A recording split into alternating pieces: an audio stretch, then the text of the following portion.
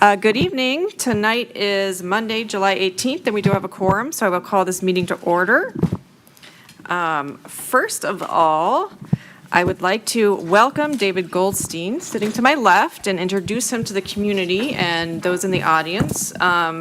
Tonight's his first board meeting as our interim board member, so I would like to really thank you for being willing to serve for the next few months in Lenny Wallen-Friedman's absence since he moved to Connecticut. So thank you very much and welcome. Thank you. Yes. Very happy to be here. Thank you. And then Dr. Stanley, we have a few new lead team members Dr. Stanley is going to introduce. Do have a few new cabinet members, and so I'm going to go this way to that way. I was going to try to figure out if that's left and right now for everyone. But first of all, I'd like to introduce Dr. Anne Marie Leland. She is our new Director of Community Education and Strategic Partnerships. Super excited to have her here. And then Jody Remsing. Do we put a JD on that or not? Jody Remsing, JD. Jody is our new Director of Student Support Services. Really excited to have her here. And then we have Mr. Mert Woodard, our new Director of Business Services. Yeah.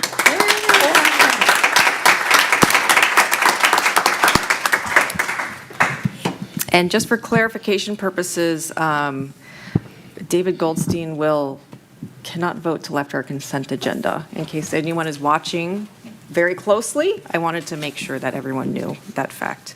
And Dr. Stanley, I'll turn it back over to you. Thank you. I actually asked for time to make a statement. Community members, many of you have reached out regarding information that is becoming public about a situation that happened this weekend. We don't know the exact time. We anticipate that it happened sometime either on Saturday or Sunday. But on Sunday afternoon, I was made aware of the anti-Asian, anti-Black, and anti-LGBTQ writings on the tennis courts located near Coleman Stadium when KSTP contacted our communications department.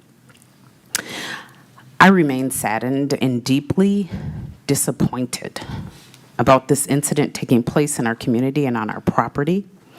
Edina Public Schools does not tolerate behaviors and actions that target members of protected class groups or any students. Quite honestly, the messages are despicable and do not reflect our school district nor the core values or beliefs that we uphold. When I began my tenure in Edina last year, I had many Edina students, staff, community members come to me sharing their concerns about the need for greater inclusionary practices. They were concerned with what they deemed as the targeting of some student groups with harassing and demeaning statements and the resulting long-term effect on the students' mental health and well-being. The planning for our One Town, One Family community sessions was months in the making and then fast-tracked this past spring. Through this work, the facilitators have guided us to develop a vision for who we want to be as a community and to begin to use the vision to articulate action steps we will collectively take and goals we will both set and monitor to ensure we are making progress. This reprehensible incident is evidence of the great need for this collective work in our community. Our next community meeting is scheduled for Thursday, September 22nd, and I do hope that we can harness the good in our Edina community to stand against targeted harassment and the harm that it creates. These are ongoing meetings. After September, we'll meet again in November and January. We recognize that change will require an ongoing conversation and ongoing actions and need the involvement of our staff, of our parents, of our students, and of Edina residents to maximize the outcomes of these efforts. As superintendent, I am committed to ensuring each of our students and staff have psychological safety and a sense of love and belonging.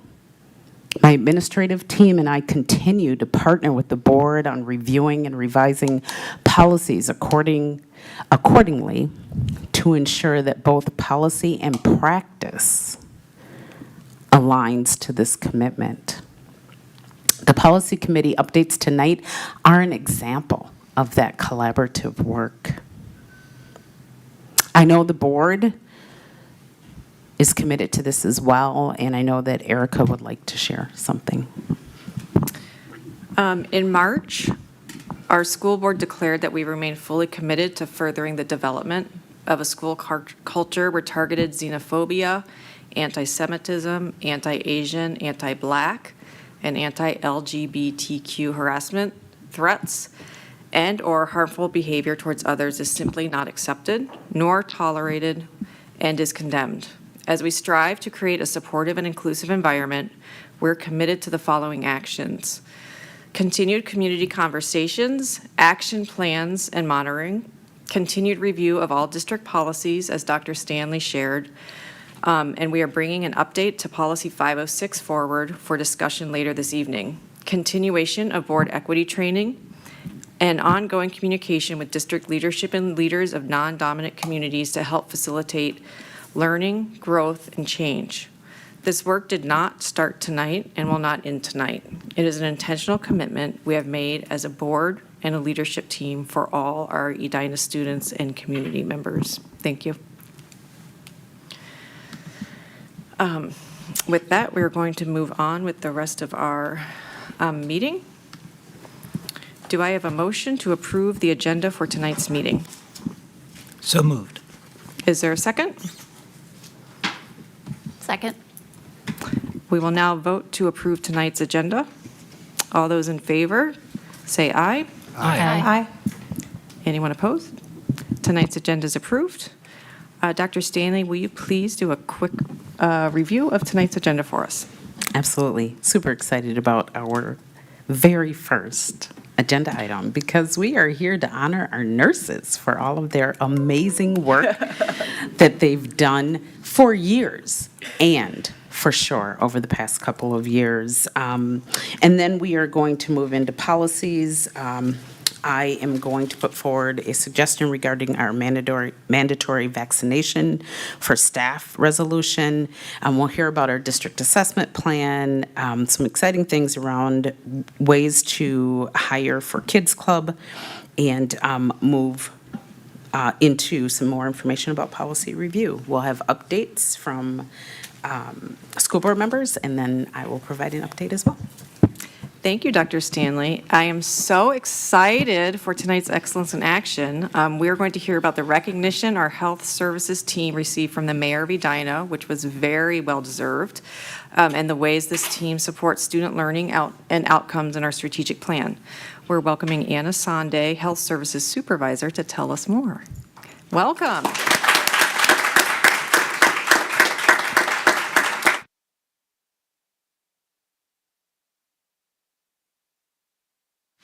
I apologize. Clearly, we have two people here. So sorry about that. Welcome. I'm Anna Sonde.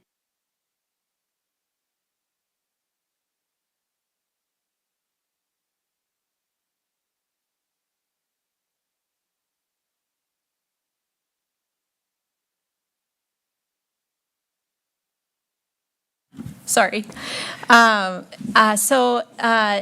I wanted to bring this up. This is the gift that the City of Edina presented all of the health services staff members with when we were honored at their city council meeting this spring. And they were all personalized with their names on them. They honored 11 licensed school nurses and 12 health service associates. And I think on the next slide, there's actually a picture of our team with the mayor. It was a really special day and it meant a lot. And then I also wanted to just highlight the the accomplishments that we've had during the COVID-19 pandemic. One is case management of over 2,000 positive COVID cases. That was something that really resonated with the community. They were really impressed by that number. We also completed over 1,000 on-site COVID tests. That's in addition to the Test the Nest initiative. We've also facilitated the Test to Stay program for over 500 students, which allowed them to stay in school rather than quarantine at home. And hosted 17 vaccination clinics and counting. So we are working on getting 2 more scheduled for late this summer or early fall. The other thing I wanted to point out, though, is that health services is more than just a Band-Aid. It is not just a group of people who rises to the occasion in the midst of a pandemic or provides emergency first aid services. We're also really involved in promoting the academic success of our students.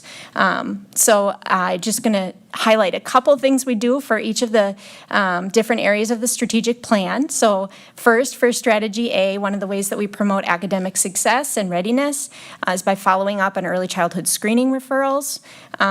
We also have involvement in the 504 process, the evaluations, and Gretchen is actually the 504 coordinator for students with chronic health concerns at the high school.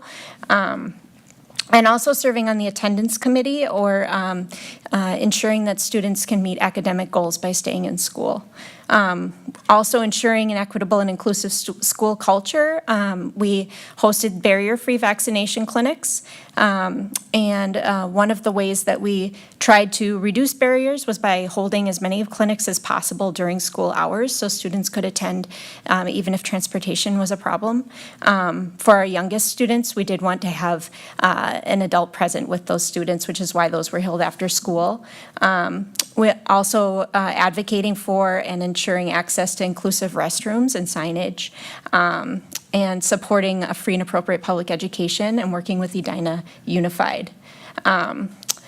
For developing leadership throughout the district, I'm going a little bit out of order here just because I want Gretchen to be able to finish up with kind of our area where we really shine, is supporting our Future Health Professionals Club at the high school, promoting independent management of chronic health concerns, participating in state and national professional organizations. We have several members of our team who are pursuing national board certification this year, and a few of us who are already nationally certified, and being committed to continuous improvement via data-driven decisions. We've been very engaged with parents, schools, and the community. We have lots of relationships with community partners to meet the health needs of students while they're at school so that they can be most successful. And then this is the area, strategy C, where health services really shines. And so I would like Gretchen Gosch, one of our licensed school nurses, to just speak about that real quick. Sure.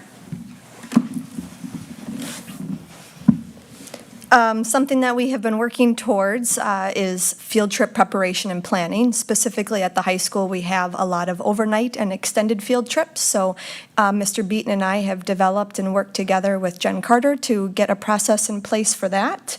Health education. This looks like hand hygiene and dental health at the elementary levels, and also family life. And then staff education. This is more of an annual process at the beginning of each school year.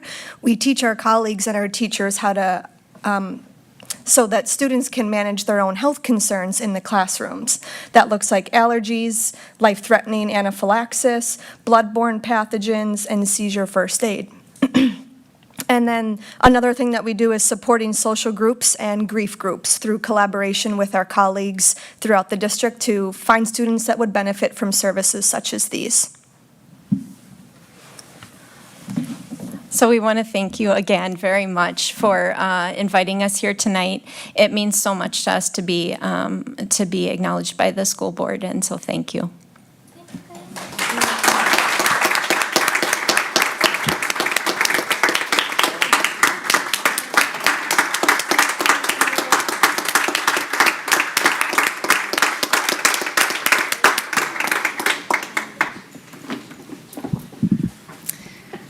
I, for one, can't think of anyone that deserves to be hometown heroes more than you guys. So our entire community, not just Edina student and parent community, but our entire Edina community owes you all a debt of gratitude. So thank you all so much for what you've done for all of us the last few years. Any other board members have comments? Nope, just a huge thank you from me as a board member and me as a parent to those who have really supported our family. So thank you.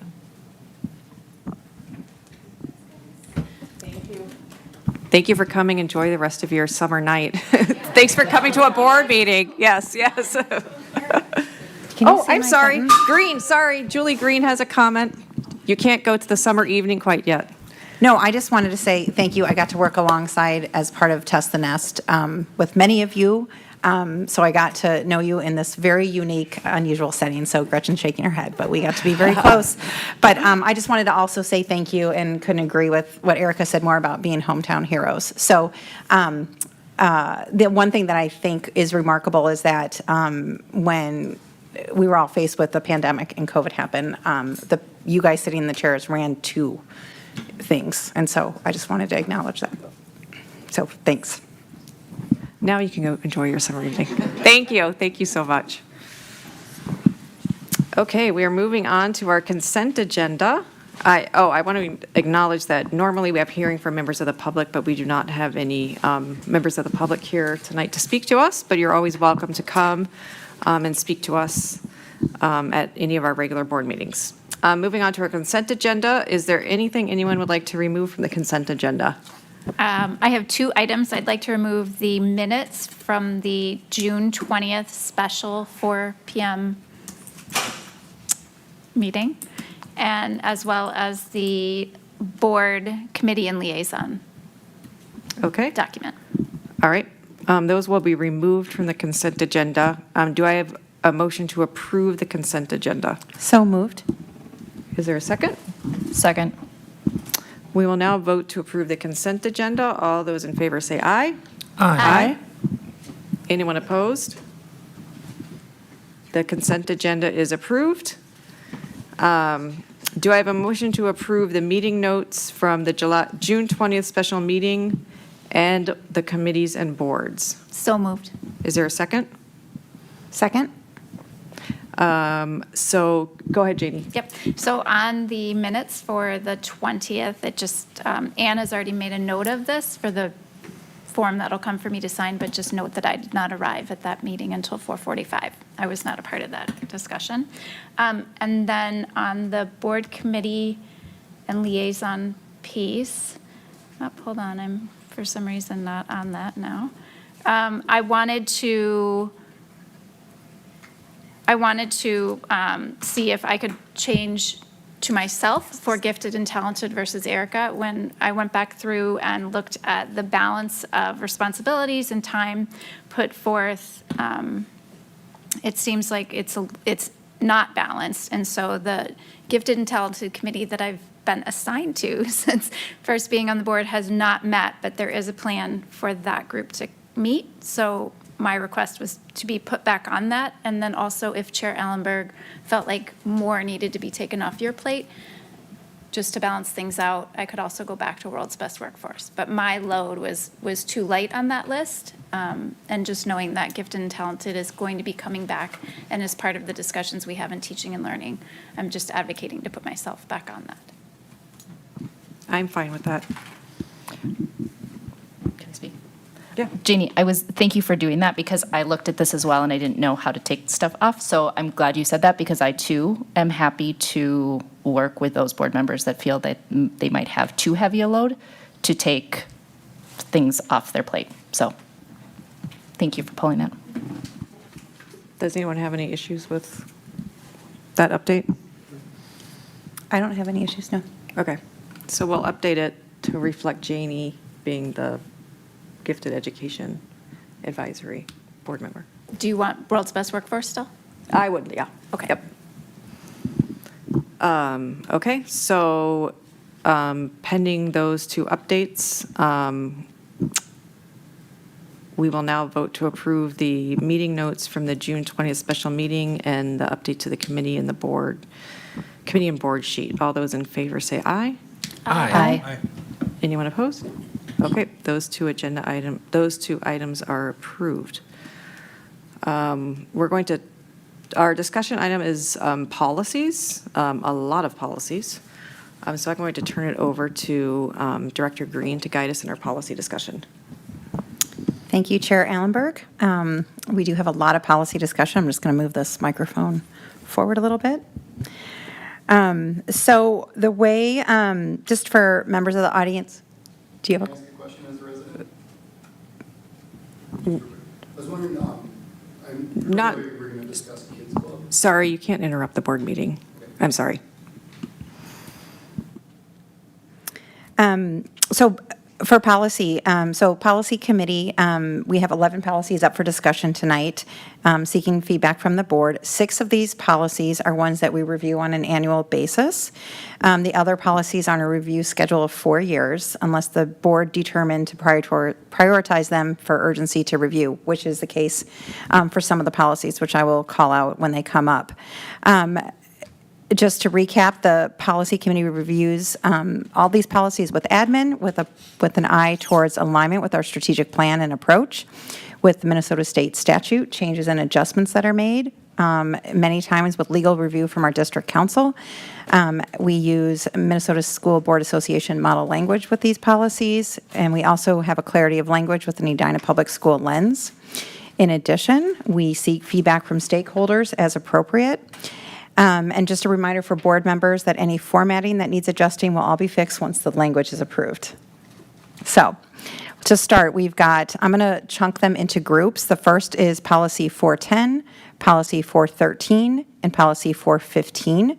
These are all for annual review. I know our Director of HR, Director Saylor, is not present tonight, but if anyone has any questions about these changes, most of them are very straightforward and out of statute. So I thought we would start there. Any board members have any questions?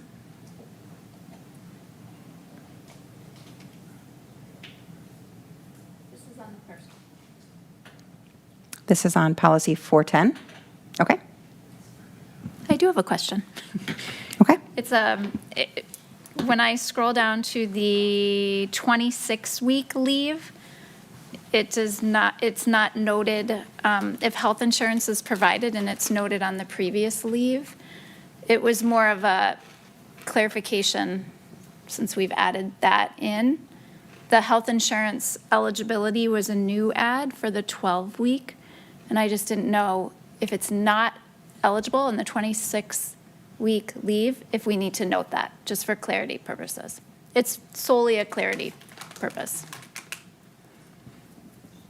Do you want me to tell you the number and everything? I know what you're talking You about. know what I'm talking about? Yeah, I don't know the answer. Dr. Stanley, do you have any information on that one? I don't. I can make certain that we get clarity on that. Yeah, I don't want to make any statements about that, for sure. And that's fine, and I think that's just what I wanted us to avoid happening, so I brought it up. Great. Anyone have any additional comments or questions? Okay, great. We will look into that question, Director Shaw, and get back if there's changes or whatever. So those 3 policies will come back to us for discussion next month. Ann, you got that? Thank you. Okay. All right, next up are policies 506, 514, 522, and 524. We're going to do these one at a time, but I just wanted to make a few comments before we get started on these. Director Saylor, Principal Beaton, Principal Anderson, our Director of Media and Technology Services, Director Monsas Daly, and Dr. Stanley as well, and Dr. Smazel. Many aren't in the room right now, but we've been working hard at these policies for the last couple months. There is a lot to review and discuss here, and so we will look at one at a time. I want to give some context to Policy 506 that Dr. Stanley mentioned at the start of our meeting, and Chair Allenberg did as well. In 2020, the school board approved the new 2020 to 2027 strategic plan. This plan was 2 years in the making and included thousands of touch points with stakeholders, students, staff, district families, and Edina community members, participating in surveys, community conversations, planning, and development sessions. The end result is a plan, and it is built from our community. It is grounded in a vision that each and every student discovers their possibilities and thrives.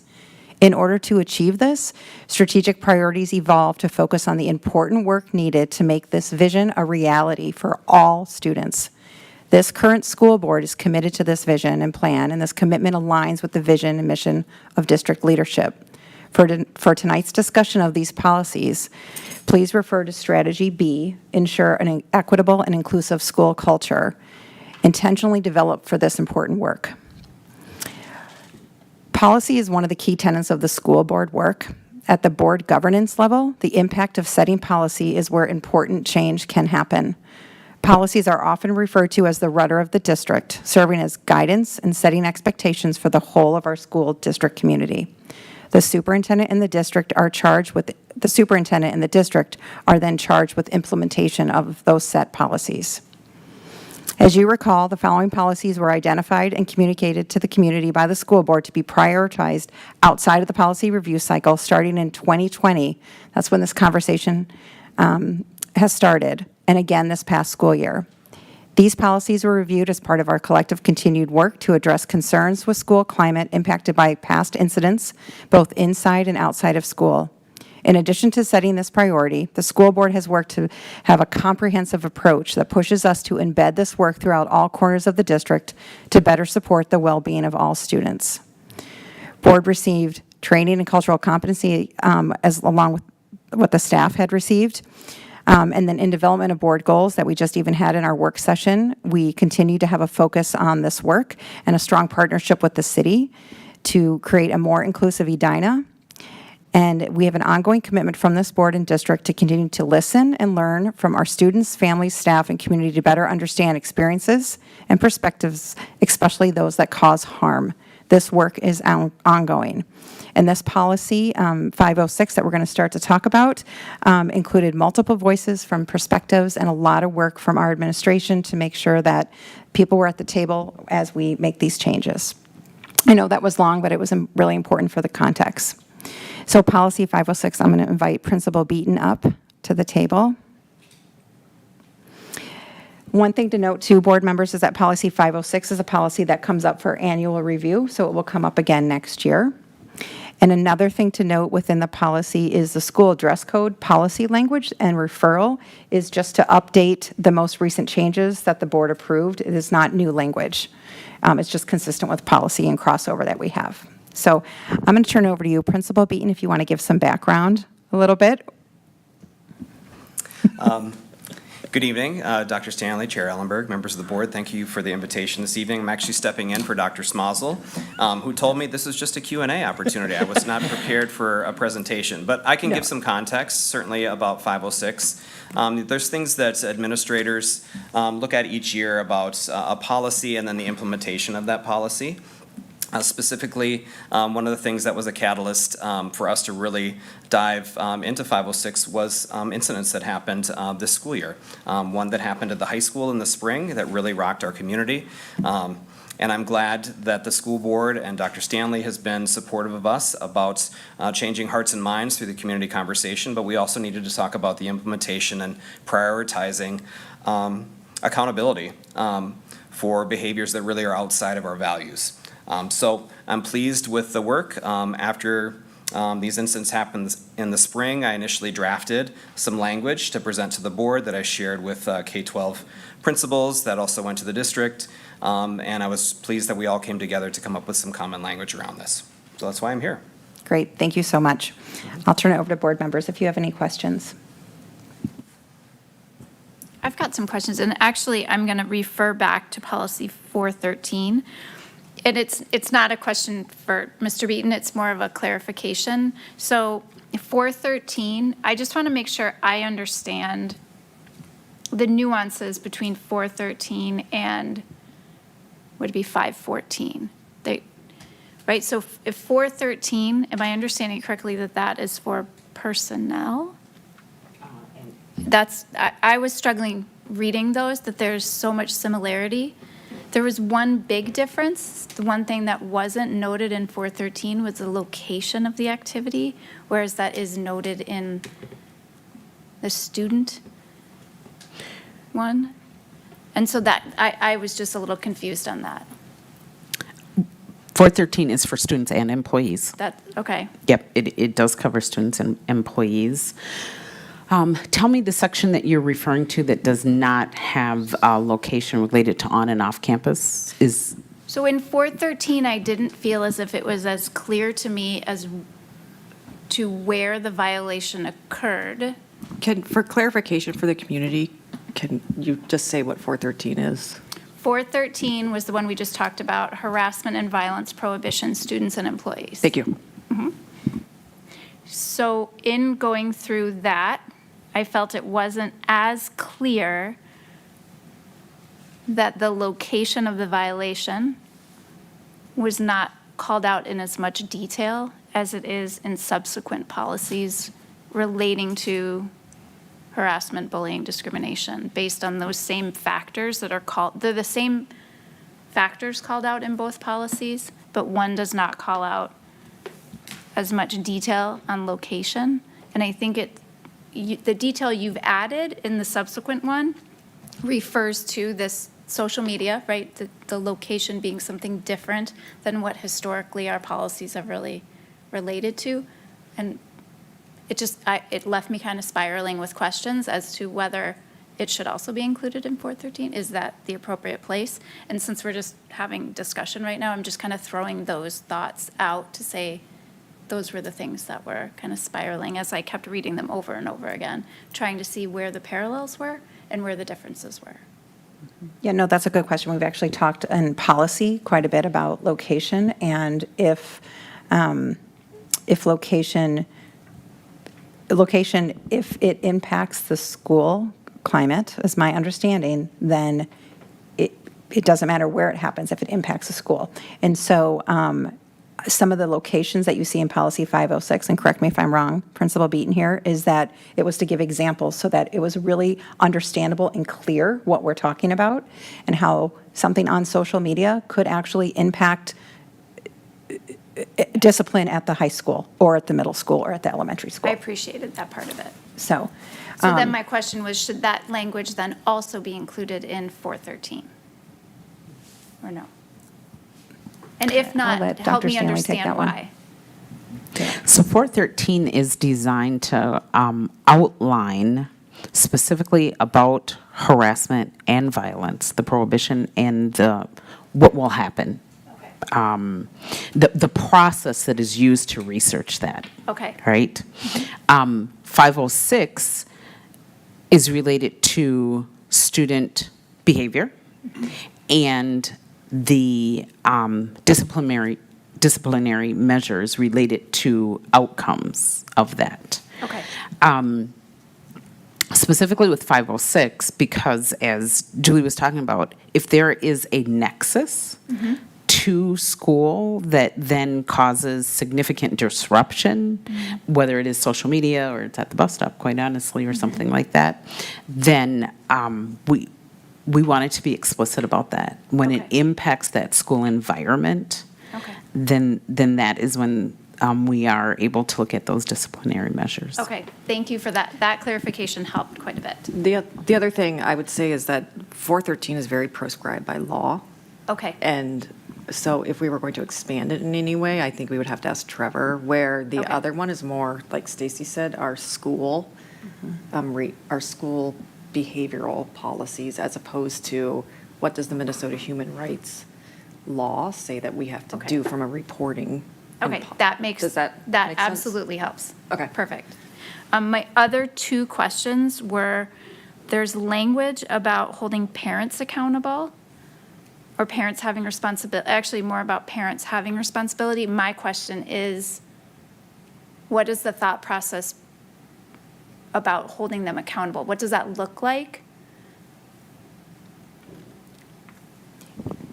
Director Shaw, can you point to where Yep. you're looking at? This is Yep, like a, Let me, it's in 506, but I don't know Yep. what. 2C?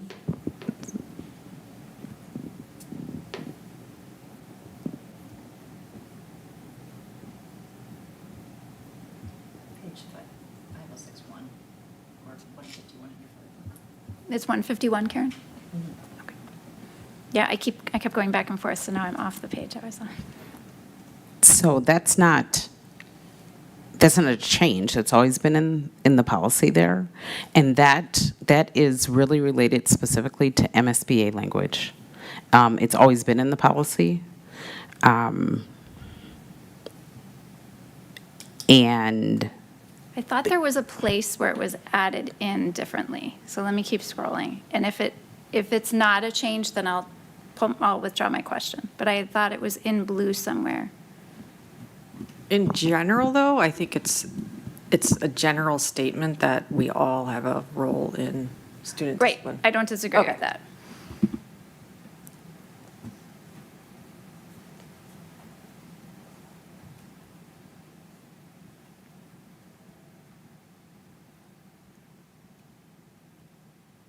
I had it written down and I thought it was okay, I'm going to table that one.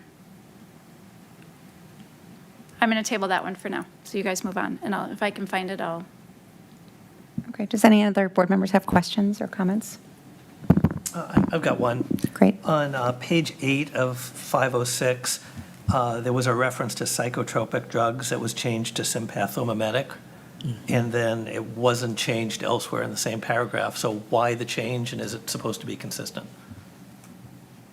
yes, it should be consistent. And the change came directly from MSBA recommended language.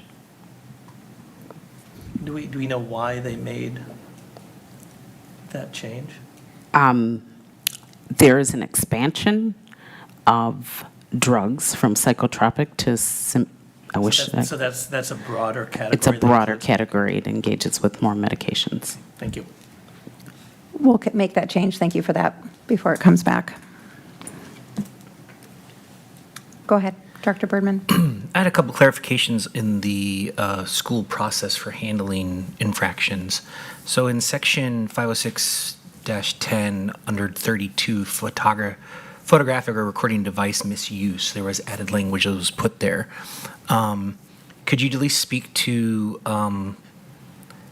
the difference between this new language that's been added in the print and the practices that we've had prior to this? What's the material change in adding that? Sure. So this was an area that we actually had Trevor Helmers look at as our lawyer. And really, this expands to focus on social media postings. It expands to focus on when students are in school and they're actually filming, a student. And then if they record a student and then that information is placed out on social media, not with the student's permission, that is actually protecting the student who now has information posted out there about them, that there wasn't permission to post that. And so it's designed to have greater protections for students. Great, thank you. In addition to what Dr. Stanley just mentioned, these policies also crossed over. So policy 634 will have our Director of Media and Technology Services come up to when she explains that. We'll go into more detail. A lot of these policies really had impact on the other, so we worked at getting that. So that's a good Excellent. question. Thank you. My second part was the added section under the threatening and or disruptive behavior section under 506-11, I think is the page, number 35, for racism, religious-based discrimination, xenophobia, sexual orientation, gender identity discrimination. So this is all new languages being added to this, which was not there before. So I would certainly encourage the community to read that, but if you could just maybe provide a little bit of a summation as to the approach that's been taken here and the degree for which we're trying to address this issue. Well, I can try to address that I would question. appreciate I think that. this was the initial catalyst with the draft that I had sent forward to K-12 principals and to the school board. It really had to do about transparency, about our prohibition of those type of behaviors. There were other categories in the student handbook. So you have policy, and then you have student handbook, which is really the management and the implementation of policy. There were policies and handbook provisions with things like verbal abuse, bullying, but there was no specific language around racism, xenophobia, anti-Semitism. And we thought it was really important to name it as a point of emphasis of something that we prohibit in the school district. Thank you. And then I think the secondary question would be, comments that we've heard from the community as we've gone through all the different things we have recently is the level of consistency for which we will apply the definitions of our policies and the execution of the remedies for them. Is there anything you can speak to or add to for the community's purposes as to our approach to that as well? I think the goal is to have greater consistency. I think because you're in a situation where you have a behavior, which Dr. Stanley described, of something that happened on the tennis courts, which you could categorize as vandalism, which it was, but there's another caveat to that that's also racist and anti-Asian or anti-Semitic behavior. So I think when you have a policy and you put something in place, it's something that certainly raises the level of expectation and accountability for that. So it's something that I can speak as a high school principal, our students were really clamoring for and asking for as I spent a lot of times with students. And I think it's really healthy for us to be able to name it and have as a point of emphasis. Agreed. Last comment would then be, and it's really more of a comment, is that the thing that I also noticed in here was talking about the due process for a student. That when and if we have a student who has some behavior that violates a policy or potentially violates a policy, and then we want to take action, that we want to continue to support due process for every single student. And most importantly for the community's benefit is recognizing that everybody deserves privacy in terms of how their own specific situation is handled and why we might not always be able to be as transparent with information because we're having to, under law, protect a student's privacy related to those situations. So I do like the balancing approach of the due process part is really important. It doesn't always run as the speed at which people might want, but it is important for us to be able to be effective and consistent in how we apply our policies and our discipline related to that. So thank you for your efforts on that. Thank you, Director Birdman. Any other board members have questions on 506? No? Okay. So we'll make that one change. Thank you, Director Goldstein, for pointing that out, and it'll come forward for discussion. Thank you, Principal Beaton. We are going to move on to policy. My computer's freezing up. Policy 514, the bullying prohibition.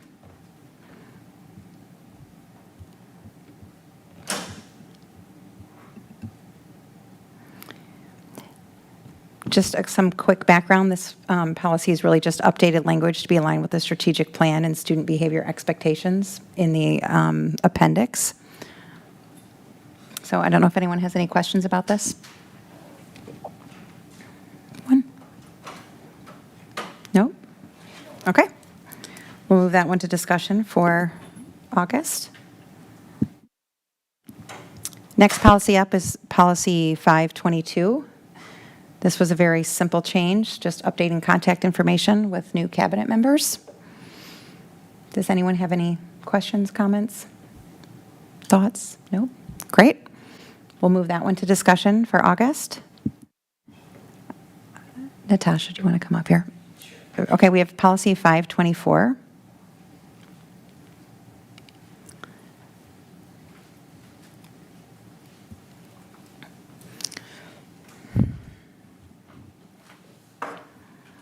I should be saying the names of all these policies. Policy 524, Internet Acceptable Use and Safety Policy. Would you mind giving us just a brief overview of the changes and why we made the changes that we're suggesting? Yeah. Some of it's formatting, as you can see. Some of it is language to match with policy 634, so that because they're really similar policies, and so they really should have the same language and the same wording. Some of the changes, such as section B, were in conversation with Trevor, just around making some of that wording more clear and obviously legal. And I think those are the big things. And then some of it, like I said, is just some language things. We did, I don't know if it's in this one. No, not this one. So that's it. Okay. Does anyone have any questions? Go ahead.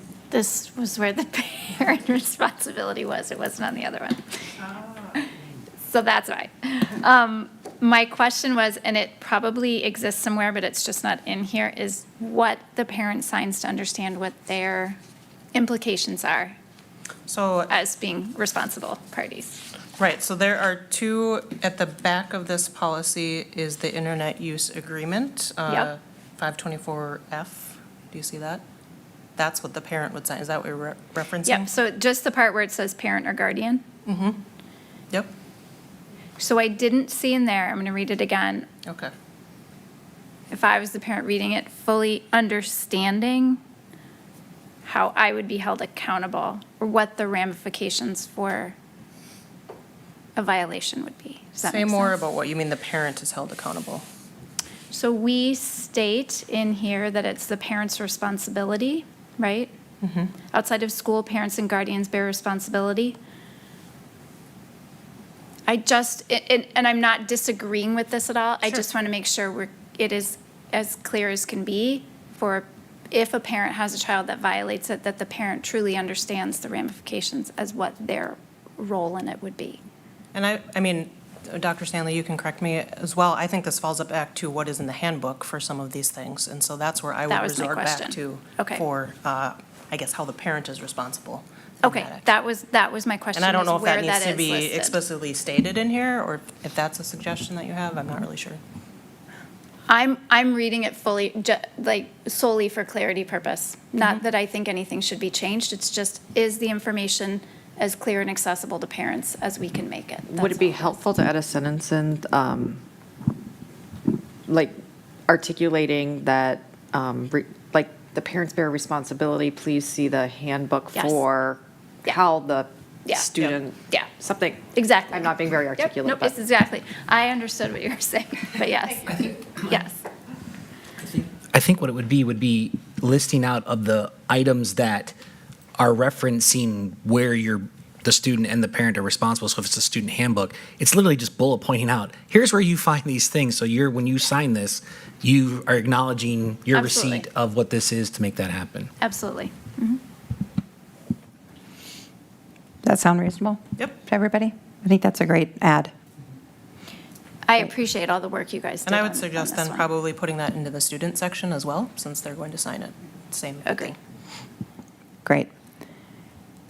Anyone else have any more questions on this one? Okay.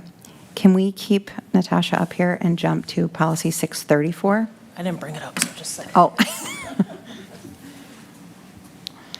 Policy 634. There's a bit more of a substantial change. Policy 634 is electronic technologies acceptable use.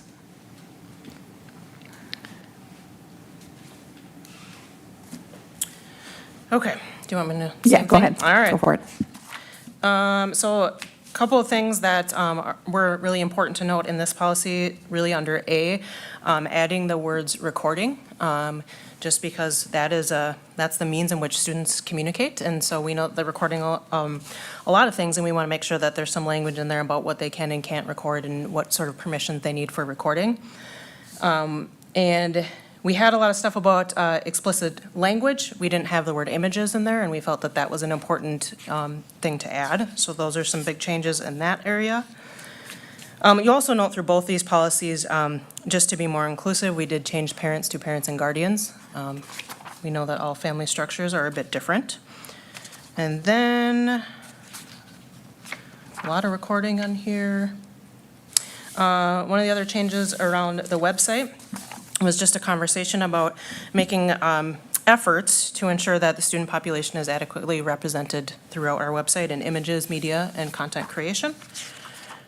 And I think that's it. Kind of a big one too, under the liability.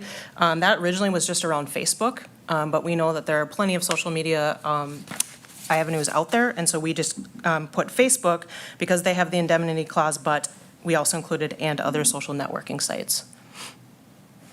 So I think those are some of the big ones for this one. The online code of ethics, not many major changes, just some language changes. There is a change in there around gaining permission. When you are conducting research, recording, or doing any sort of content creation, that's academic. So making sure that students are taking that time to get permission for using people or subjects in their content. And per Trevor's conversation with Trevor in the employees' personal use of social networking, number 11, just adding that line that says the use of the aforementioned phrase does not preclude the employee from disciplinary action. What we wanted to clarify was that while social media posts are often personal and they're their own sites, they still could face disciplinary action depending on what people choose to post on their personal social media sites, as it might impact the district. Some people put that language in there, like my views don't reflect that of the district, and they think that precludes them from any disciplinary action, and that is not, in fact, accurate. And I think that's it. Those are the big ones. Questions? Thank you. Go ahead. I just have one question. Since we changed in the policy in 506, I think it was, when it talked about getting permission, you can't post, record and post without someone's permission. Right. Do we actually have a mechanism, or do we need to have a mechanism related to how how a person would codify that they got permission to do so? No, and really, even in conversation with Trevor, we don't have to have a form. We don't Okay. have, a verbal does count as permission, and we know that obviously if someone was arguing that, there would be some sort of investigative process that would, hopefully Okay. uncover that, but it wasn't felt that it was needed to have. But that language was not, I don't remember, I know I scanned through it, but was that language also added to 634 as well, or was it only in 506? Just given the fact that they're both very point. similar, the permission, the requirement of permission, so on and so forth. Are you asking whether that's in 506? No, it fits in Whether it's in 634. 634. You added it in 506, but I didn't see it in 634, and I didn't know if it was necessary to have it in both. It isn't the exact same language, and I wonder if maybe we might want to take some time to, I'm not suggesting you should do anything with that. It was more of just I noticed that considering that you're talking about how they kind of cover both parts, you made a specific goal of adding it to 506. I just didn't know if there needed to be anything in 634. That's just a question. It's and not it says about gaining permission, in 634, it just doesn't, the language doesn't match, so. Got it. Whether we need to match it or not, I'm open. It's I'm on okay with it. 634 in the Online Code of Ethics, number 10 is where that language is. Okay. I'm not making an argument it should or should not be the same. So I just want to make sure that we were covering the base. Thank you. Okay, thank you. Any other board members have questions on this? I just want to thank you for your work. This is, I think the additions of adding recording and images will help provide clarity for our students and our community and our lead team at all the sites. So I appreciate it. Thanks so much for your work. And do we have Dr. D. St. Hubert coming in from Mars? I am here, Julie. Can you hear me? I can. We can hear Oh, you. hi. Is it loud? You're good. Sometimes it's loud. You're good. Okay. Yep. So we are going to now take a look at Policy 616, School District System Accountability. This is another one of the policies that will come up every year for review. So I will pass it along to you, Jody. Okay, thank you, Director Green. The small changes that we made here in this policy this time around were more pertaining to language and aligning the language. So we updated some committee wording to World's Best Workforce instead of Student Achievement Committee. And then we added 2 sections that connected to, that were in alignment with the Minnesota MSBA policies that were not in the policy. One was specifically in relation to translation, and then one was in specific relation to the read well plan. Are there any questions that I can answer? Any feedback that I should gather?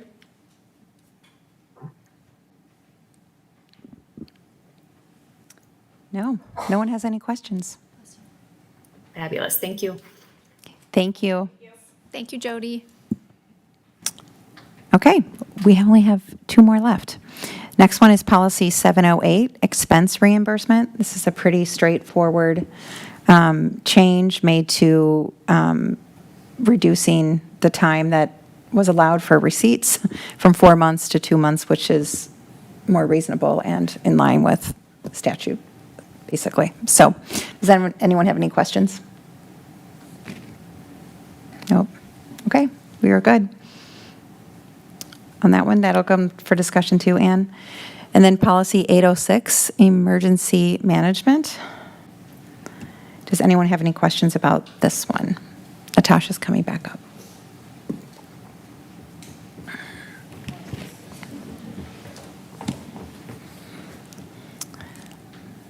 Do you want to give us some feedback?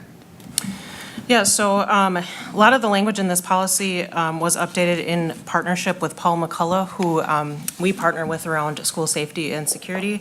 And just in light of some of the changes that we made within our district over the past couple of years, his language is a lot of what you'll see in there, or how we've worked with him on our building emergency response plans as well as our district emergency response plans. So that's a lot of what you'll see is, and also I think the point of it really was to provide some clarity around some of the things that we are doing within our district, so.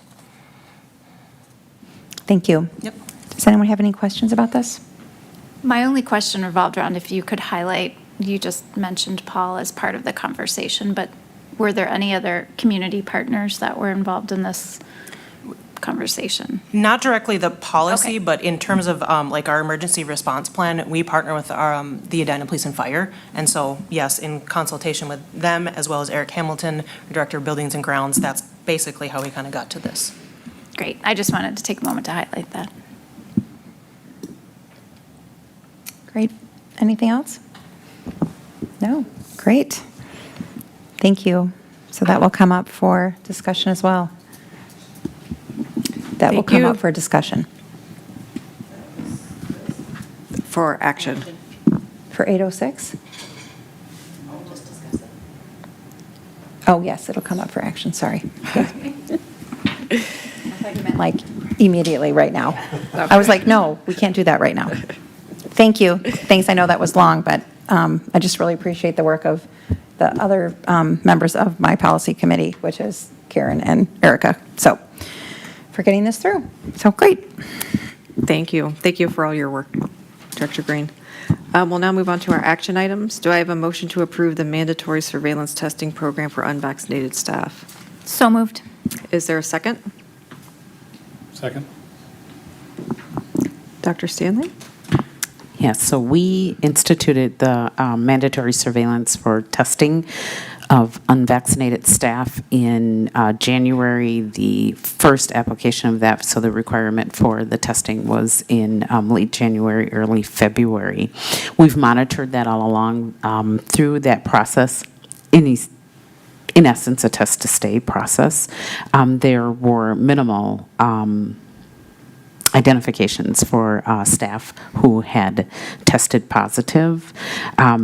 At this point, what we would like to do is move to pause, not say that we are no longer going to have that resolution in place, but move to pause it so that that will provide us with additional time over the summer to monitor, to determine if we have additional information from the Minnesota Department of Health, to determine if Minnesota Department of Education provides greater information related to really monitoring COVID positive cases within our schools, and especially for those who are unvaccinated. We know that at that time, that was as we were having these conversations, that was pre-Omicron. We know now for Omicron, and we know from the new BA.5 variant, that there are many breakthrough cases, and being vaccinated does not guarantee that you will not contract COVID. We know that the experts tell us that vaccination now is really about minimizing hospital stays and minimizing, in this particular case, for our staff, the amount of absenteeism right now. So we are requesting that you would approve that we would move to pause this process, and then we would come back and look at that again in the fall. Do board members have any questions or comments? I just have a quick question. To pause it, and then in order for it to, if you wanted to reactivate it or whatever, are you looking for then seeking approval at that time? Or would it be better to have an action item tonight that says we're pausing it to your discretion based on the information that's in there, and you can turn it on, turn it off as you see appropriate. I'm kind of understand the process of what you're asking for. Is it just the pause, and then you have to come back to us, go through the information to get it to turn back on? So current resolution that is out there does not state that. The resolution that is in place states that I would come back to the board and check in with the board to determine if we were going to, we did not use the language of pause, but if we were going to stop or start.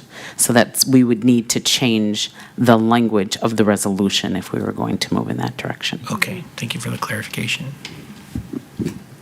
The only question or request that I have, and I don't know if other board members support it, was your last point about that the vaccines prevent hospitalizations and potentially shorten the illness, is if we find data that contribute or shows that there is a lot of increased absenteeism with unvaccinated employees and a large increase in health costs that the district is absorbing, I would be interested in seeing that data to reassess this specific to that information.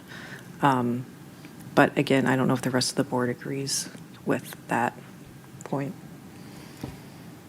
I guess I would just ask how that data would be collected and how much resources would be put towards that, because from my understanding, that's a low percentage of unvaccinated staff. So I'm not sure. I wouldn't want to pull resources to evaluate that. I'm not even saying our district specifically. If we see like Minnesota Department of Health or Oh, data that says, so sorry for that clarification. that's helpful. Okay. Yes. Yeah. That shows like there's a clear delineation between the two groups that could impact our ability to staff our schools. That makes more sense. That was. Anything else? All those in favor of approving the pause on the mandatory surveillance testing program for unvaccinated staff, say aye. Aye. Anyone opposed? The pause is approved. Do I have a motion to approve the district assessment plan? So moved. Second. Okay. And Jody, I assume, is online? Ah. She might be frozen, but she is. Yes, I Oh. on. Hi, Jody. Yes. Did you have anything you wanted to review about the district assessment plan?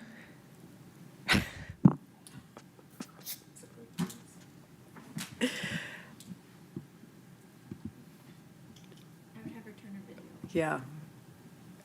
I don't know if she can. Jody, if you can hear, you might want to turn your video off.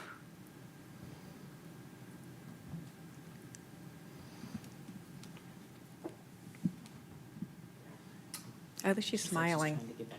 Okay. Do you have anything, Dr. Stanley, that you would like to?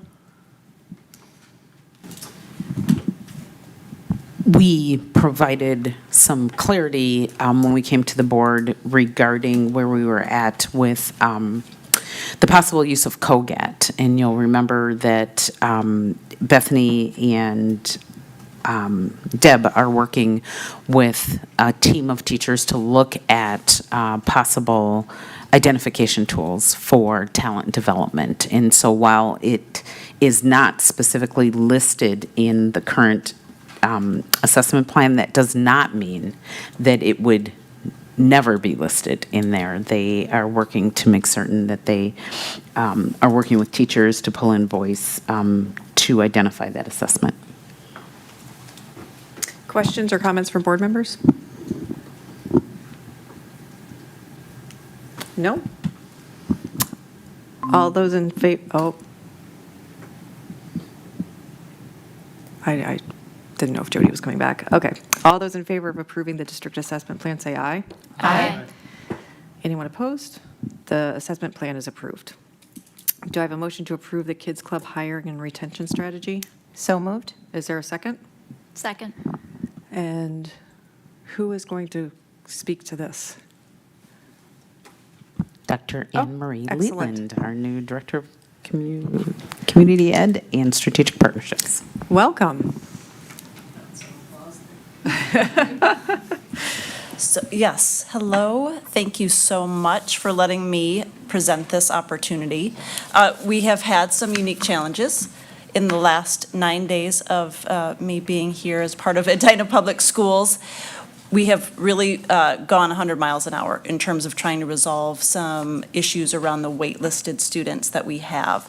And one of the proposals before you is to really incentivize pay for our new employees, new recreation leaders, and our current staff. So it's really pretty straightforward in terms of you get some money if you sign up to be a new employee. And we also are able to, if you stay on 90 days as retention, you get another piece of, another incentive pay. And then after another 90 days, you get another $400. And then for current employees, we did not want to leave our current employees off the table, and we want to recognize their longevity and value to the program. So we also added the benefit for the current staff as well. In terms of just the overall projected revenue and expenditures, I know we have just in front of you what the cost is in terms of the incentives, but our overall expenditures of the program that we're looking at in terms of the addition of staff to alleviate the wait list is pretty much net zero after we add in supplies, some other costs to the program.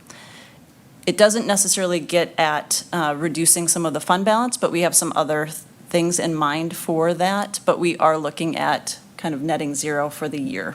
And that's, of course, projections in terms of revenue and expenditures overall.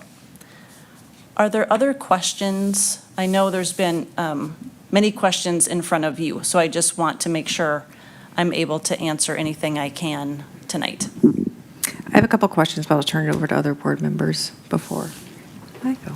I have two Yep. questions. Great. Welcome. Thank you very much. Thanks for I being appreciate here. it. Yep.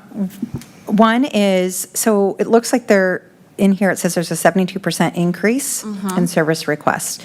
There is. Do we know, is that an increase just from year to year, or did you guys go back like pre-COVID? Yeah. And is that an increase from that time? If you don't have the data here, that's okay too, but I was just curious, is this a one-year bump or is this, continuous growth? Yep.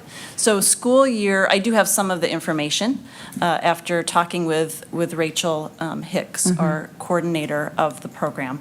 And it appears as though school year 21-22, we were getting back in terms of numbers for requests of Kids Club. It was not pre-pandemic numbers. So it was a 72% increase based on last year this time and this year this time. So we took a snapshot in time. So it's a 72%. But pre-pandemic, we're probably up around 30% or so. Okay, that's And interesting. I don't know how to explain that, but I can look into that if that's something the board and Dr. Stanley would like me to.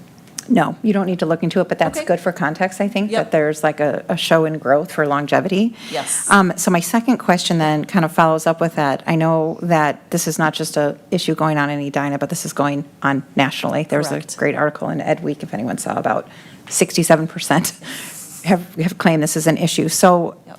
in terms of support for this increase in our staff, I didn't know if there was any consideration for the coordinators that are coordinating Kids Club That's a great question. and what we do to support that, and is that part of this, and part of this plan looking ahead, so. Yes, so this is not. This is just specific to hiring recreational leaders, rec leaders. The overall staffing plan, we have to just step back and really look at that overall. Having just 8 days, 9 days on the ground, not having the ability, just wanting to really focus on the key strategies to recruit and retain was our biggest strategy. I want to share that collaboration with Dr. Stanley. So we will be looking at other ideas around longevity and building out proactive strategies to prevent this from happening next year and the following years. And there's other things we can do too, but wage is one thing that we'll look at for Great. all of the staff. Yeah. Great, thank you. Thank you. Yep. Michael? I have two questions. One is related to your proposal here specifically is about the incentive budget component from that standpoint. But just like anything in this world, trying to recruit Yeah. and do that is also a significant challenge. So I'm curious, even though Sonia's not here tonight, I want to make sure the HR department and you have enough resources as well to make sure that very focused in a very short time period, you have what's necessary to do that. I don't see that here, so I just wanted to make sure, is there something that you're not asking us for that maybe you want to? I wasn't prepared for that. I don't know. If we're going to try to solve, I'm just being Are there sincere, hints that- to okay. solve the problem. Yes, I It's have not some- just an incentive. There's Right. a whole operational thing you've Yes. got to be able to do. Yep. Most employers have this problem. Edina Public Schools is not immune Right. to that. Right, yeah, with the increased demand and the 2% unemployment rate, I mean, literally 67,000 people are available to work in the state of Minnesota. So the long term, I have one flyer that went out today, and I just sent it to Dr. Stanley while she was in the meeting, the work session with you. But we got this out to district-wide, and it's to recruit 11th and 12th graders who have a free period, seventh hour. I was just talking to Mr. Crawford as well about this. And we're creating an incentive with credit. So students will get one elective credit for that hour to work with Kids Club. They're enrolling in just an extension of what we've been doing. And again, my knowledge is not very deep, but what we've been doing in the education pathway piece. So they're students, we're hoping for lots of students, that have that hour free and are really interested and excited about careers in education or leadership opportunities. And education can mean lots of things. It can mean teaching, it can mean policy development, it can mean all sorts of things. But really needing that hands-on experience. So they'll get that elective credit. And I've had incredible collaboration with the high school administrative team to do this.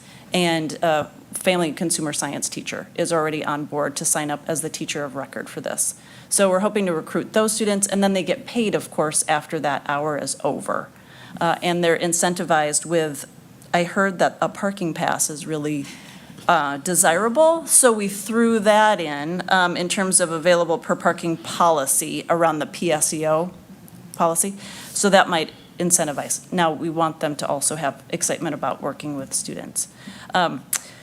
But then, a number of other strategies we've talked about. I'll be meeting with Somali Community Resettlement Services is a contact I've had for 10 years. They have an office in Minneapolis and have some available workers that would have transportation to Edina Public Schools. And then I'm meeting with they help resettle more than just Somali refugees and immigrants. They're expansive in terms of their reach. But also, on Saturday, Bob Keller and Steve May from Rotary and I are going to get together with the Afghan community group and try to get some workforce established there. So I'm super excited to meet with those two communities. Great, thank you. My second question is that looking at these staggering numbers. Yep. In order to address the wait list of 755 people, how many actual people would you need to hire in order to actually handle that? 41. 41. So if anyone's listening tonight, If anyone's listening. 41 employees Yes. to cover that.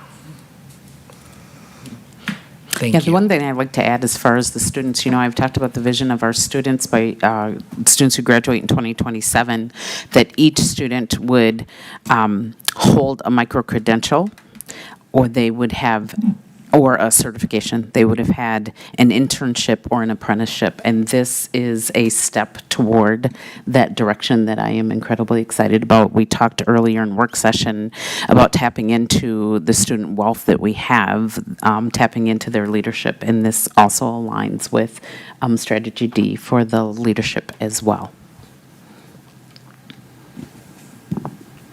Karen?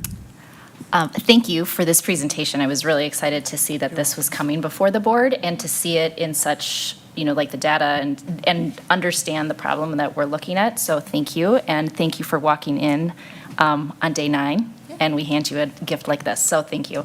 Some questions I had, just for my understanding, I'm assuming that we are competitive with our hourly pay. Is that reasonable to assume? Yes, we are. I was just looking at wage comparison. Thank you for prepping me for that question. We are second in terms of our wage scale. We are second to Osseo, apparently, and higher than some other districts. Now, again, that is me coming in and looking at this data with fresh eyes. So we will look at and review what that means for long-term and moving on. So, Okay. And yes. if I could add, last year, we did do a course correct. And so during negotiations, the course correct was a 30% increase for some positions in order to make certain that we were competitive with wages and that it moved us significantly up within Lake Conference. Okay, great, thank you.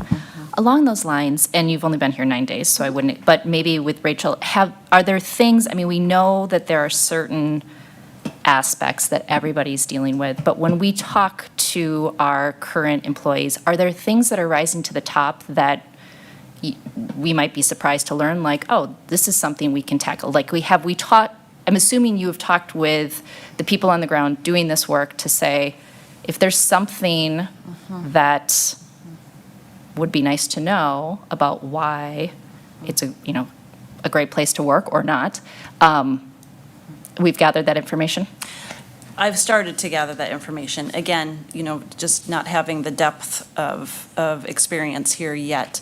One of the things I will tell you, and I was sharing this with Dr. Stanley, is there's 2 managers within the department, 2 kids club managers. One has been here 33 summers and one has been here 34 summers. And that speaks to the commitment around the students, first of all.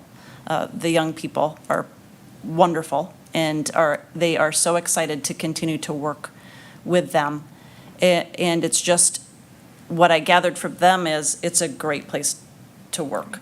But within that, we have to figure out, with the different generations that we're working with now, the incoming workforce population, and again, every organization and business is working around getting to know the new workforce culture. And that's where I feel we need to dig in a little bit more around what are the experiences they're looking for. That's why we jumped on the junior and senior hands-on experience. I think young people really want that now. And they also want to bond, and that culture and climate is really, really important. So that's what I'm hoping to gather from them, but so we talked about creating a survey to get at some of that information. Is that kind of what you're looking to do? Exactly. Okay. Thank you for explaining it like that. Yep. And then my last question here is just, if you don't have a magic ball, 8-ball, but if you did, Yeah. when do you think it's reasonable that we will start to see, like, when will you know that this is working? So again, I've been talking to parents every day, and what I've been explaining is I believe the high school piece will get off the ground with that flyer going out today and this board meeting happening and now things becoming more public and visible, that will be within this week and next week, we're going to see applicants. And of course, the high school administration team and the teacher that has become so excited about this so quickly, it's incredible. It will recruit some students that she is aware of. So I believe in the next 2 weeks, we'll see that work. And then I have to connect with the groups that I'm going to work with on Wednesday and Saturday. So I don't have a timeline for that yet, but I'm hoping that if people are really needing to work, that we get them interviewed, onboarded, and by mid-August, which is right around the corner, that's where we're doing. And so every Friday, we'll be sending out a communication to parents, letting them know our progress. Is it reasonable for that update to come to the board as well? If it's going out to parents? I mean, I'm on the wait list, so I'll get it, but. Go. Thank you, Karen. I'm sorry. So you mean similar to Board member. Similar to the process that we used last time when it went out to families? Are you talking about that Yeah, I'm update, just or are you wondering talking about at a if- board meeting? No, I'm just wondering if it's getting sent to parents, since most people on the board aren't on the wait list for Kids Club and wouldn't see that, if that's reasonable for it to be shared with the board, the status update. But I guess only if other board members would like to have that shared. Board members? I would think that by the time we get to the start of school, it would be nice to know how much of a dent did we make in this situation. Mostly for the effect of what else are we going to do? I'm all about what is the creativity, the innovation, all the challenges around this. This is not new to just Edina Public Schools. Most businesses are having this problem. I want us to make sure that we don't take a breath while we've made progress, but if we're going to solve this, because we have 755 students and their families who are looking for a solution. To be honest to the community, we might not be able to solve this problem in a quick way by the time the school year starts, and that should be understood. But we need to do whatever we can to make that happen. So I guess I don't necessarily need a report explicitly, but I'm definitely going to be wanting to pay attention to how are we doing on this when we start school. Mostly because I expect you, Dr. Leland, to be able to come back through Dr. Stanley and say, darn it, I need this and this, and to be more successful. And if that's the case, I want to at least hear that. I might say no, but I'd at least like to hear that question to be asked so that we're all aware of what's going on with this. Because I think we are all aware of this issue. We are aware, parents, of this issue, and we're trying to figure out what to do best with that. So I just appreciate the effort, and you got a big task ahead of you, but hopefully this will start putting a dent in that situation. So thank you. You're welcome. I just wanted to address the question. Go ahead. Address the question, would I be interested in a weekly update? And the answer is no, I wouldn't be. I think that I think that's operational, and I think the managing of the update at the end of the week doesn't need to come to the board. It doesn't need to come to me. So I think that's. Were you going to address that or something else? Something else. Okay. Anyone else want to address getting a weekly I had a update? couple, weekly update, not a weekly update, but if we find that the incentive isn't working and then we need to change something in that, that would be the time I think that I'd like to see some kind of update of a new proposal. Yeah, I was going to agree with that. I would like to hear back if we are still finding ourselves in a predicament. I don't know that I have a vision of what exactly that looks like, and I don't know if you meant weekly, Karen? No, I think it's unclear she's sending an email out to parents every week. And I was just saying, would the board like to see what is going out to the public? She said she's doing updates anyway. This isn't a special thing. So I'm not asking for anything above and beyond. It would be like, hey, as a board member, I might want to know if we're making a dent in the situation. And if you don't want to, that's okay. I think what I'd want to know more is, are we starting the school year with the bulk of these 755 students still not having childcare, which I think is same but similar, right? Different, but I don't know that I need as much detail, but I think if we're making a change like this, we're committing to say that this is a pretty big financial investment. If it's not working, I agree. I would feel like I would want to know, do you guys need something else from us? That's what I see. I think it makes sense. I mean, we have another board meeting mid-August. That's exactly what I was thinking. We'll have another board Yes. meeting right when school starts. Yes. And we'll know over a month it seems like we'd know over a month if we've made any traction Those are the whatsoever. intervals that I'm comfortable with, that I would hope to see or hear good news from. My only qualification to that would be, Dr. Stanley, if you're seeing in the execution of this in 2 weeks' time, 3 weeks' time, nothing's happening, because this is what does happen. You try some things and nothing happens, that you don't wait a whole month. If you think you need something else, you don't have the authority or you don't have what you think you need, I would hate for us to wait until the next board meeting to then say, oh, by the way, we would like to do this now, but we've already lost 2 weeks of making that happen. That's all I'm saying. And maybe that's maybe what you're asking for, Karen, is like, are we all on board with that, or whatever you think you need from that? I trust you're going to know what you're going to do with that, but I'd hate for you not to come and ask if you thought you needed something, because timing is short. Yeah, so what I'm hearing is, so Dr. Leland said that she was going to send out a weekly update to families who are on the list. What I'm hearing is we will not forward that weekly update to board members.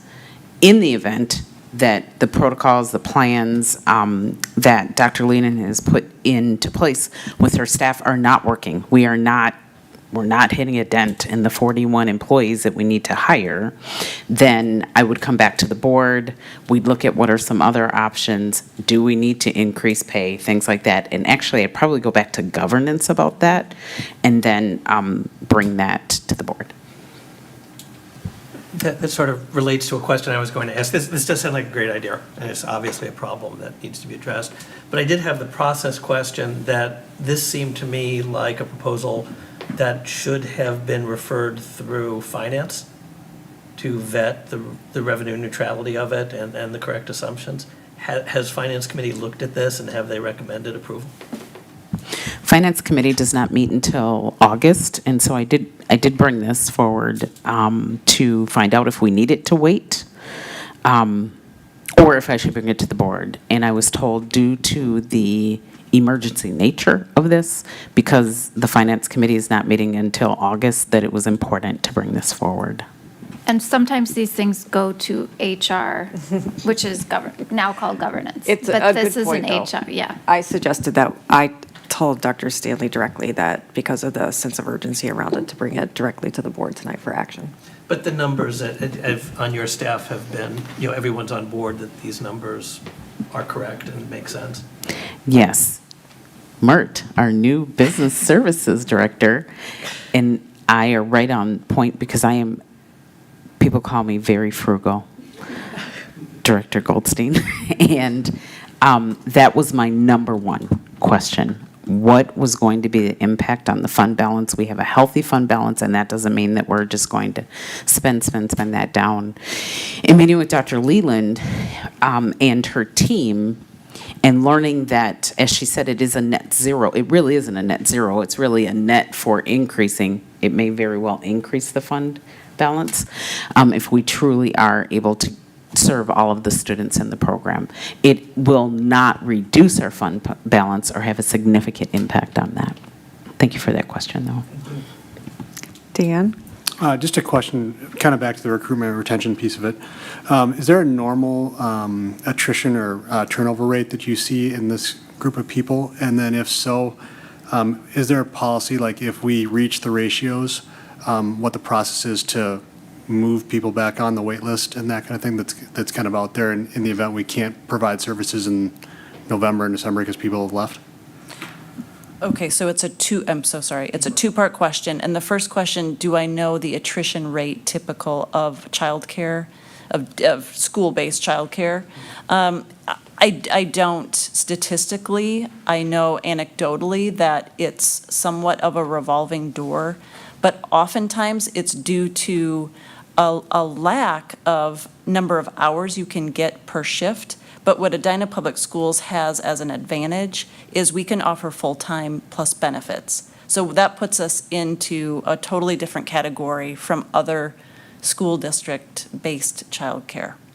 So I don't know if I exactly answered, because I don't know the attrition rate, but I do know that we are positioned much better than other districts to not lose as many staff because of the full-time nature of our positions.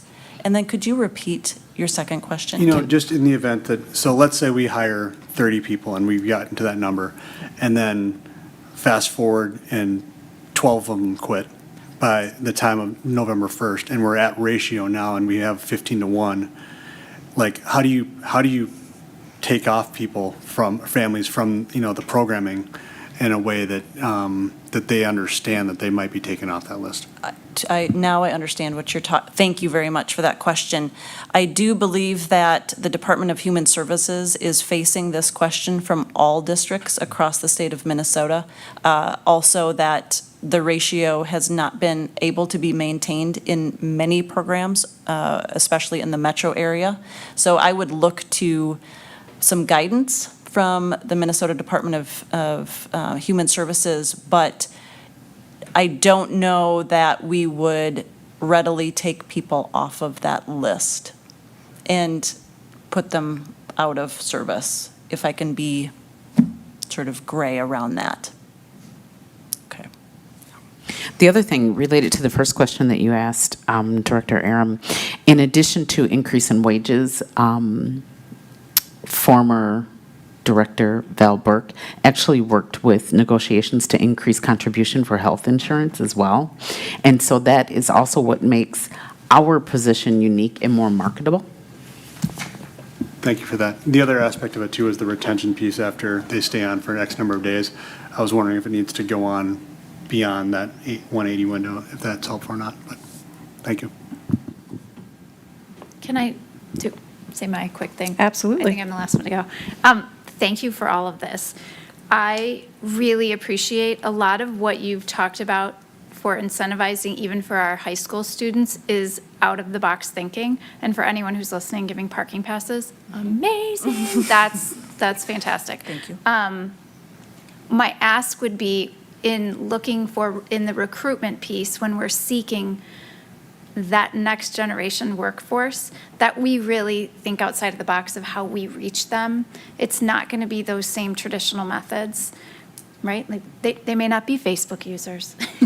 They may be Instagram users, right? And TikTok. Like and I won't make the TikTok, Julie, don't worry.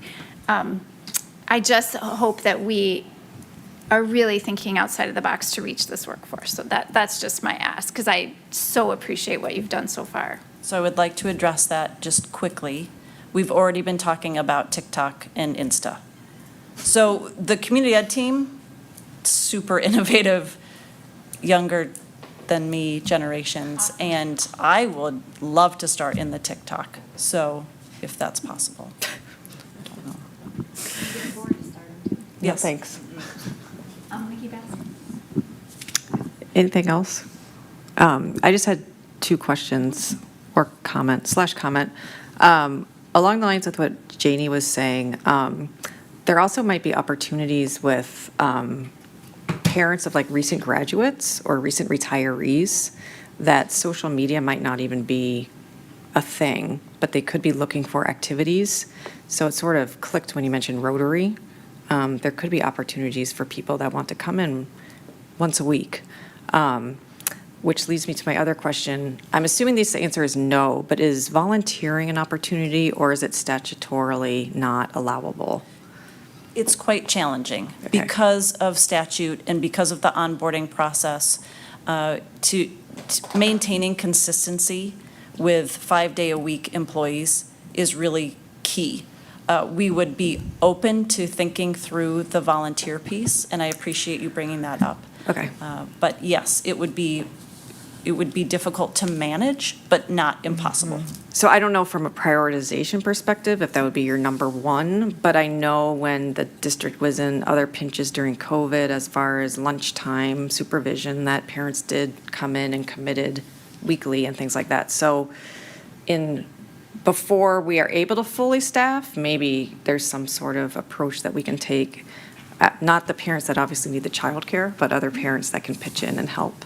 And then the only other comment that I wanted to make is, unfortunately, I think this is a new normal for employment.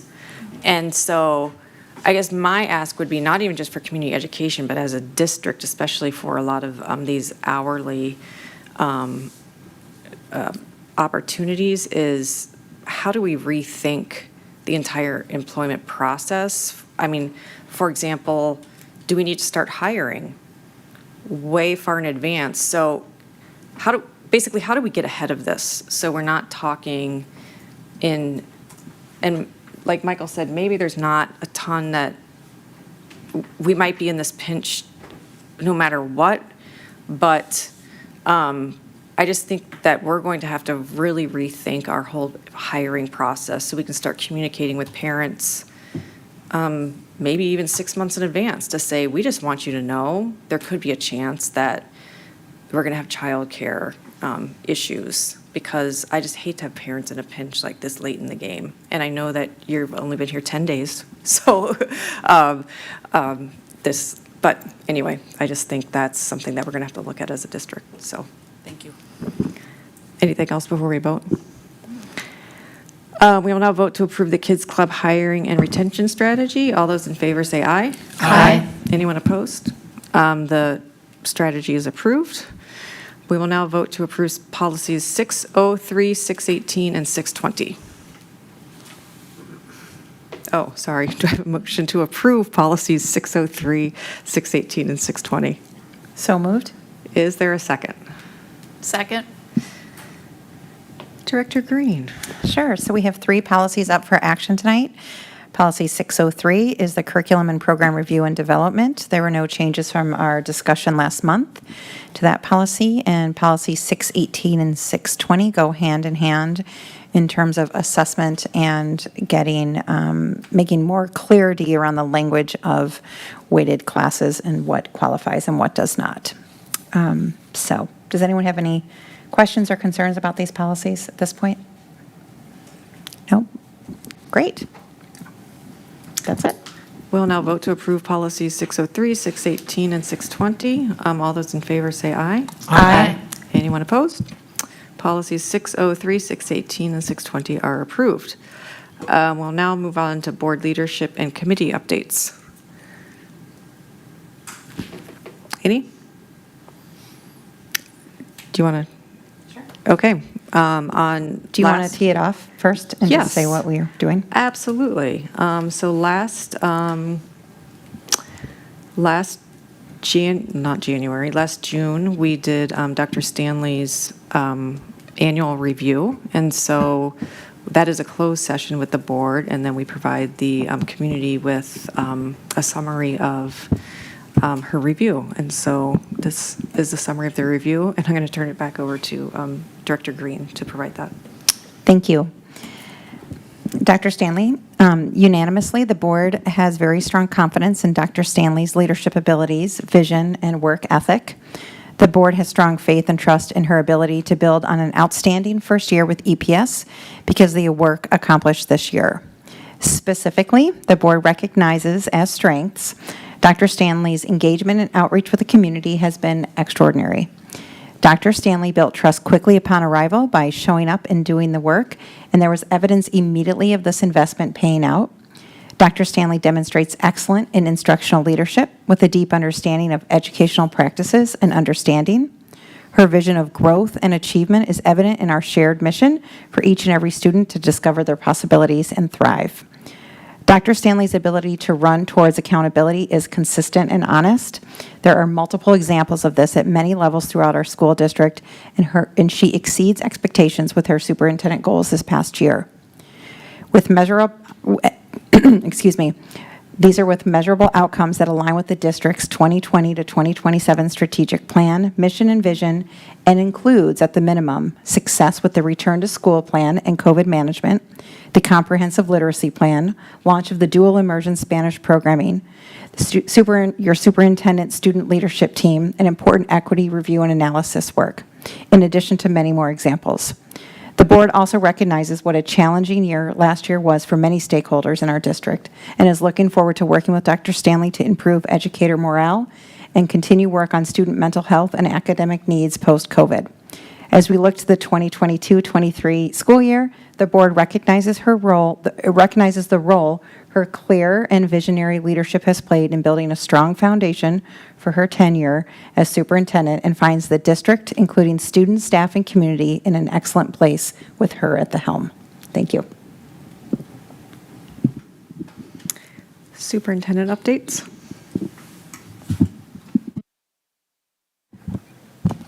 thank you for that. That is really nice. I would like to say that our summer programming is just absolutely outstanding. I've had a chance to go out and spend some time in some of the programs, and I just want to register for classes next year, and I'll just be in all of those classes because the kids are highly engaged. Our mission talks about helping our students become critical thinkers, really creating that space for them to collaborate. And that is what these summer courses are doing, and I'm just super excited about that. Summer has just flown by. I cannot believe that it is 8 weeks since we graduated our seniors, and it is 7 weeks before we kick off the school year. So really excited for what is to come, and that would be my update. Thank you, Dr. Stanley. With nothing else, we'll adjourn the meeting. Everyone have a nice night. Thank you. Thank you.